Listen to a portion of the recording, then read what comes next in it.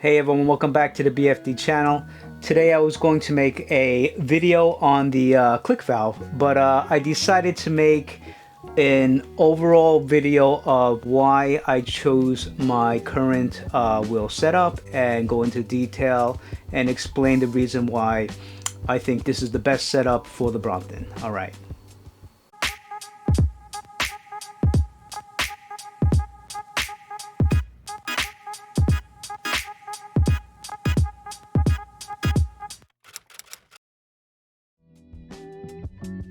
Recently, I would say about a few weeks ago to a month ago, Shoko got a flat and she got stranded in the middle of nowhere.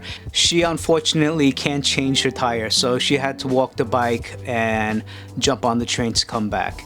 So I've been thinking a system that I can put onto her bike, my bike, that is as tire resistant to flats as possible. Okay, and that's what this video is going to be about. So first, I'd like to start off with the outermost part of your wheel set, and that is going to be the tire. My choice of tire is the Continental Urban Folding. Okay, there are two types of Continental Urban tires. One is the folding and one is the rigid. The reason why I chose the folding type over the rigid type is the ease of installing and uninstalling. I can get the folding type tire onto the wheel by using my hands, or when I'm uninstalling it, I do need one tire lever. Okay, so one tire lever, or just to use my hands to get it on. Very easy. With the rigid type, it has a wire and it makes it much more harder to install and uninstall onto the rim. In general, you'll need to have 3 tire levels to have that done. Recently, I got the new Brompton T-line patch kit that comes with those nice levers with the plastic ends, and I snapped it installing the rigid tire. And since then, I have warranted and gotten that back, but I try and stay away from the rigid tire. Unfortunately, the rigid tire may be the only one available, in which case you'll just have to use the 3 tire levers to get it on and off. Okay, besides that, they're basically the same tire. Before I go further into this video, some of you will bring up Tannis tire. Tannis tire is the best way to go if you absolutely do not want to get a flat. The downside to the Tannis tire is they're about 25 to 30% more rolling resistance. That means you will have to put more energy to get going and also maintain your speed. That's why I don't recommend that setup unless you really need a puncture-proof tire. If you have an electric bike, that may be the way to go. Alright, so next, moving on to the tube. Right now you can get a TPU tube or a butyl tube. I am going to switch my bikes and go for the butyl tube. The tubalitos that your Brompton may come with, they're very good, lightweight, but they're very expensive. And you know, you can buy probably this one, I think it was like $9, and I believe the tubalitos, they're about the $24 range.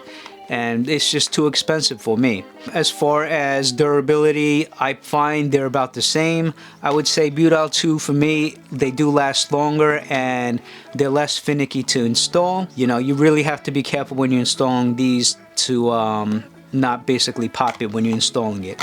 I've had luck and bad luck with the TPU tubes.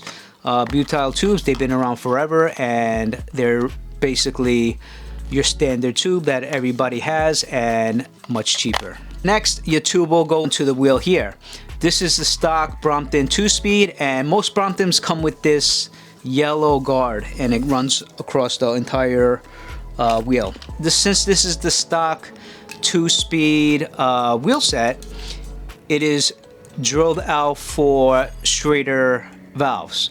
And I'm going to use Presta valves on all my tires. This way I carry the same tube and it's just easier for me in that regard. And also because I'm going to use the click valve system, I'm going to simply take this guard off, peel this off, and then once you peel this off, you're going to have the holes exposed. And I'm going to use these Velo plugs to plug up each hole. Now the Velo plugs, I believe they come in 3 sizes. I don't know which size you'll need. because every wheel set is different. So like I said, this is the 2-speed, and for the 2-speed, the ones that fit, the red ones are too small and they move around. So for this wheel set, I'm going to be using the yellow ones. And you simply put them on and you can press them in. Okay, over time they'll mold nicely in place, but you do want to get them tight like that. So you see how nicely it fits in there, and you put that all along the rim. I find personally that these are more durable. They allow more space inside the wheel set, unlike the standard tape that you get from Brompton. I believe it'll last longer. I mean, you can already see how this is dimpling in, and over time this will wear out, whereas the Velo plugs, I believe they'll last probably forever. Next, we're gonna move on to the actual valve. Now, this is the reason why I was making the video. I usually use the Presta valves like this. While they work fine, they take more time to put air into, because you have to screw it on. And if you're using an electric pump, you have to screw it on, and sometimes they can be finicky, and sometimes your pump won't work. So that's when I discovered the click valve system through a Brompton meetup leader named Weston. So thank you, Weston, for showing these to me. And right off the bat, I was impressed, and you know, he convinced me to try out this system. In order to get this system to work, you need to get the valves and the actual pump adapter. Okay, it is a little bit pricey, but I believe the convenience factor of this system is worth it. Once you have the valve put in, it's really easy. The valve can be installed with a simple tool that it comes with that looks like this. This is the tool it comes with, and you simply unscrew the Presta valve off and install the click valve. Okay, so this is the Presta valve and this is the new click valve. And just like the name implies, you simply put the adapter for the click valve onto your pump head, and it simply clicks on and clicks off. Very easy. Clicks on and clicks off. So this will be easy for Shoko to keep her tires inflated without the hassle of screwing them on, making sure the valve opens enough to inflate. Okay, so very nice system, and I do recommend that system. From my experience, my limited experience, it does seem like it works well. Also, I've decided to put slime into my tubes. So I got a bottle of slime, and I am going to be putting 4 ounces of slime into each tube, and that will help prevent you know, punctures. If I get a puncture, I should be able to pump it back up, and hopefully it'll seal. And also it'll make inflating the tube less frequent, because once you have a liquid inside the tube, it helps seal up your tube more. This is basically the best commuter system, tire system that I think you can have on the market today. All right, so I'm going to take a little bit more video and show you guys some key points to installing it, or basically to get this thing to work. If you do decide to stick with the tubalitos, you just can't use the slime. If you can find TPU tubes that have removable cores, then you can use slime, but they do have TPU friendly sealant. Then you can use that. From my experience, if it has a plastic stem, they're non-removable cores, so you can't use them. If they have a metal stem on the TPUs, you can you know, add sealant to it and do the same setup as I have here. Okay, you're gonna have to check, because every brand has both now. I used to have this green TPU tube that had metal stem, but it looks like they changed over to the plastic stem, so you should always ask the vendor before you buy them. All right, so this is a regular Presta valve tube, and we're going to use the tool that the click valve comes with. You'll see 2 holes. One is an open-ended hole and one is a enclosed hole. This is basically to use to get the Presta valve off. You simply slide it on like so, and you simply unscrew it off by hand. Okay, this is what the Presta valve looks like. Simply comes off, and then you have an open hole. Okay, and then you can take your click valve, which looks like this, and simply put it inside in its place. Now you can start it off by hand so you don't cross thread the valve, and now you use the open-ended one to screw this on hand tight. Okay, basically you screw it on until it stops moving. But before I put this on, I'm going to put in the slime right now. Okay, so let me put this to the side.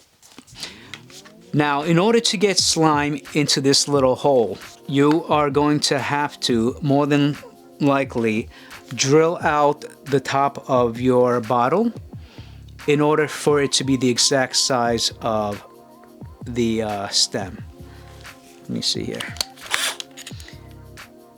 Yeah, 7/32 drill bit, and this is the perfect size for the hole. So you simply put this on and you drill it out. Once you drill it out, you'll take your tube. This is actually a used tube, so I'm gonna take out the air from the tube. It's like dust coming from it. I'm gonna take out the air from the tube and push it on, or screw it on. So in this case, it worked out good because since I drilled it out, it left these basically screw-like grooves, so I can simply put this on like this. Okay, and now I'm simply going to turn it upside down. Make sure the tube is flat as possible so the slime goes in easy, and just start squeezing. That's the other thing. So it is a very tight squeeze, and sometimes you'll find that it's not working. You're gonna have to take it out and maybe shove a toothpick in, because the way the slime works, it's like this clothy material that's suspended in the fluid, and it can clump up and get caught. So this might be a messy process and it might take a little bit of time, but don't give up. It'll definitely get in there.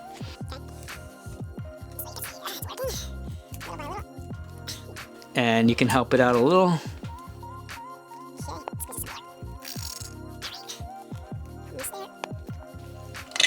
Alright, so now my bottle's empty, so I can turn it upside down and leave it off. Next step, you're gonna see slime at the end of it. I personally take a Q-tip and push it down and make sure this part is clean, because that's where the valve's going to thread in. I'm not sure if that's necessary, but I do that as a precaution. All right. This camera overheats very quickly, but it takes nice shots. All right. Okay, so I'm just gonna take this Q-tip here and try and clean it out a little bit. Okay, so now that I pushed it in, you can see that the slime is pushed in and it's clean enough to put the click valve in. So I'm gonna put that back in like so. Screw it in. Use this click valve tool, and that's it, nice and tight. Okay, and that's it. And these valves, they come with a dust cover, and just like the pump adapter, it just clicks on. So it's a very simple system of, you know, putting it on and off. Okay, so now this tube is ready to go, and I'm going to install the Velo plugs onto the rim, and then I can put the tube on, put the tire on, inflate it, and that's basically it. All right, I got the tire on, and you can see that the Velo plugs are installed. I'm gonna put the tube on next, and then I'm going to go around the tire rim, make sure none of them fell out, and if they did, I'll have to push them back in. Okay, so I'm basically going to use the tube itself to help keep the plugs in place. So now I can just go around and make sure that everything looks good. Now sometimes these plugs can fall out. I see one here that fell out before that I was looking for. They can fall out, so you really do have to be patient, because if they're not the exact size and they're a little bit smaller, you're gonna have to press them in hard and make sure they don't come out. I'm going to install the tire back onto the rim.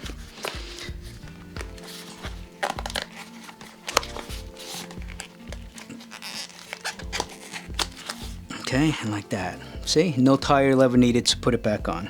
And now that I have this part on, I'm going to check one more time that the velo plugs haven't moved, and then put the air in.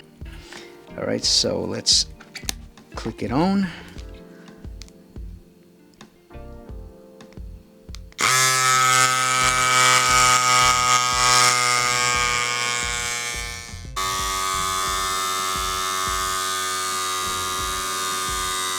Alright, so that was basically how I came up with this system.